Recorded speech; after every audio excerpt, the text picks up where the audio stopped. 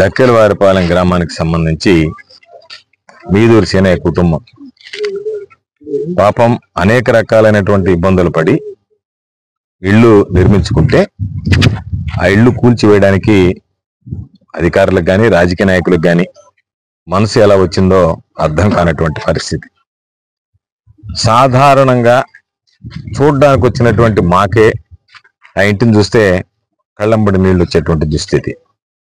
కష్టపడి పేదవాడు ఒక పూట తిని ఒక పూట పస్తులుండి మిగిల్చుకొని ఎన్నో సంవత్సరాలుగా రూపాయి కూడబెట్టుకొని కట్టినటువంటి ఇంటిని ఒక నిమిషంలో అధికారులు పోలీసులు వాళ్ళని ఎక్కడ కదలలేకుండా నిర్బంధించి దాన్ని ప్రొక్కులను తీసుకొచ్చి దారుణంగా కూల్చివేయడం జరిగింది.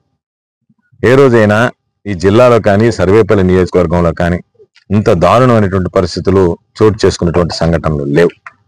అధికారులు ఈరోజు మేము వచ్చి పరిశీలించినటువంటి దాని ప్రకారం ఏదైతే పొలము వాళ్ళకు సంబంధించినటువంటి పట్టా భూమి ఉందో సర్వే చేసినప్పుడేమో పట్టా భూమిగా చూపించి నోటీస్ ఏమో ఇది గ్రామకంఠం అని చెప్పి ఇచ్చాడు.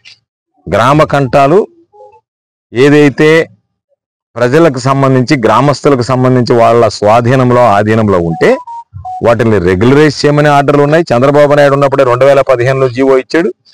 వాటిల్ని ఆ ఇంటి ఓనర్లు రిజిస్టర్ చేసుకునేటువంటి అవకాశం కూడా 2015లోనే కల్పించడం జరిగింది.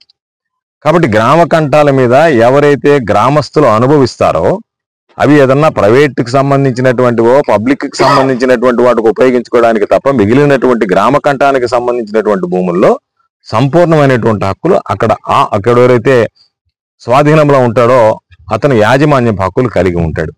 ఇవన్నీ పక్కన పెట్టి దానికి సంబంధించినటువంటి నియమ నిబంధనలు పాటించకుండా ఒక నోటీసు నీ దగ్గర ఏమి రికార్డు ఉందో తెమ్మన్నాడు. ఆ తర్వాత రెండో నోటీసు మీ దగ్గర ఇచ్చినటువంటి దాని ప్రకారం మేము సంతృప్తి చెందలేదు కాబట్టి మీ దగ్గర ఉన్న మిగతా నోటీసులు ఏదన్నా ఇవ్వకపోతే మేము ఇన్ని రోజుల లోపల దానిని డెమాలిష్ చేస్తామని 15 రోజులు టైం ఇస్తారు. ఆ తర్వాత మరలా ఫైనల్ నోటీస్ ఇస్తారు. మీకు సంబంధించినటువంటిది ఎక్స్ప్లెనేషన్ ఇచ్చినా ఎక్స్ప్లెనేషన్ ఇవ్వకపోయినా. ముందేమో అర్జీ ఇచ్చారు, మీ దగ్గర ఉండే వివరాలు తెమ్మని ఒక నోటీస్ ఇచ్చారు. రెండవదే ఫైనల్ నోటీస్ ఇచ్చారు. అంటే ఆతృత ఏమిటంటే దానిని తొలగించాలనేటువంటి లక్ష్యంతో రికార్డ్స్ మ్యానిపులేట్ చేసి ఈరోజు ఆ పంచాయతీ కార్యదర్శి దీనికి పూనుకున్నాడు. బహుశా పంచాయతీ కార్యదర్శి రిటైర్డ్ అయిపోవచ్చు, కానీ పంచాయతీ కార్యదర్శి బ్రతికైతే ఉంటాడు కదా, 2 సంవత్సరాలు 2.5 సంవత్సరం ఉంటాడు కదా. ఆ 2.5 సంవత్సరం తర్వాత ఆ పంచాయతీ కార్యదర్శి ఈ రోజు ఏదైతే ఆ ఖాతాలు ఇచ్చాడో అతని పరిస్థితి ఏంది, ఎక్కడుంటాడు, ఏం చేయగలడు? కాబట్టి నేను ఆ కుటుంబానికి స్పష్టమైనటువంటి హామీ ఇచ్చా. జగనన్న ప్రభుత్వం రాగానే ఎవరైతే కూల్చివేతలో పాత్రదారులు ఉన్నారో పోలీసులతో సహా అందరి మీద విచారణ జరిపించి వాళ్ళ దగ్గరే ఆ డబ్బులు వసూలు చేయించి వాళ్ళకి ఇళ్లు కట్టించడమా, లేని పక్షంలో ప్రభుత్వం ద్వారా ఇళ్లు కట్టించడమా, ఎవరైతే పాపం దళితులు డక్కెలవారిపాలెంలో ఈరోజు ఇళ్లు కోల్పోయారో వాళ్ళకి తిరిగి ఇల్లు నిర్మించి ఇచ్చేటువంటి బాధ్యత నాది అని చెప్పి ఈ సందర్భంగా గుర్తు చేస్తాను. కాబట్టి ఈరోజు సోమిరెడ్డి నిద్ర లేస్తే దళితుల మీద సంబంధించి ఎవరన్నా వాళ్ళకి వ్యతిరేకంగా ఉంటే వాళ్ళ మీద దాడులు చేయడం, ఎవడన్నా మాట్లాడితే గిరిజనులు గొంతుకులు కుత్తుకులు కోసిపారేయడం, ఎవరన్నా అడిగితే ఎప్పుడు కూడా ఇంత దౌర్భాగ్యమైనటువంటి పరిస్థితులు చూడలేదు. కారణం ఏమిటంటే మీ అవినీతిని ఎవరన్నా ప్రశ్నిస్తే, మీకు సంబంధించినటువంటి అభివృద్ధిని గురించి ప్రశ్నిస్తే, మీ హయాంలో ఏం అభివృద్ధి జరిగిందని ప్రశ్నిస్తే దాని మీద మీరు కక్ష సాధింపులకు పాల్పడడం.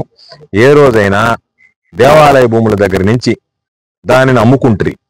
ప్రైవేటు వ్యక్తులకు సంబంధించినటువంటి భూముల్లో చెట్లు ఉంటే వాటిని నరికేస్తారు, టేకు చెట్లు. ఈరోజు ప్రైవేట్ వ్యక్తులకు సంబంధించి పొదలకూరు మండలంలో ఉంటే అక్కడ ఉన్నటువంటి టేకు చెట్లు నరికి వేయడం జరిగింది. పాపం నెల్లూరు వాసులకు సంబంధించి అంటే భయపడుతున్నారు ఎవడన్నా ఆస్తులు కొనాలన్నా సర్వేపల్లికి సంబంధించి. రాజకీయంగా మిమ్మల్ని ప్రశ్నించినా, రాజకీయంగా మిమ్మల్ని వ్యతిరేకించినా వాళ్ళు ఇల్లు కోల్చేస్తారు, మిమ్మల్ని విమర్శిస్తే వాళ్ళు గొంతులు కోస్తారు.